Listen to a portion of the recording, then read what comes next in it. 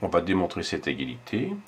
Je rappelle la formule de Taylor avec reste intégral. Si f est une fonction de classe Cn plus 1 sur un intervalle non trivial i, si a appartient à i, eh bien, quel que soit x appartenant à i, f de x est égal à somme de k égale à 0 jusqu'à n de x moins a à la puissance k sur factoriel k, la dérivée kim de f au point a, plus le reste intégral a à x de x moins t à la puissance n, la dérivée n plus unième, t dt comme ceci. Alors ici, f est la fonction exponentielle qui est c infini sur r. A est égal à 0 et x est égal à 1.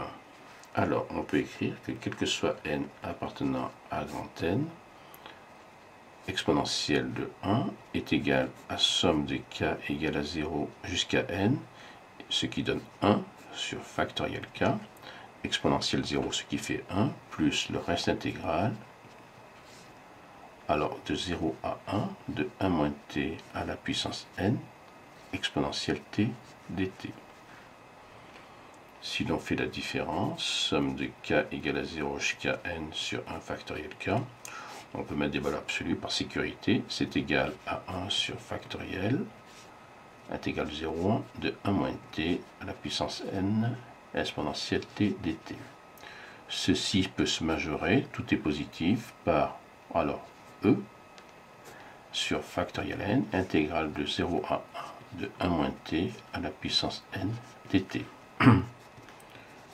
Ceci s'intègre facilement, que multiplie, donc moins 1 moins t n plus 1 sur n plus 1, compris entre 0 et 1, ce qui donne e sur n plus 1 factoriel. Alors ceci tend très rapidement vers 0 lorsque n tend vers plus l'infini. On peut donc affirmer que e est égal à somme de k égale à 0 jusqu'à plus l'infini de 1 sur k factoriel.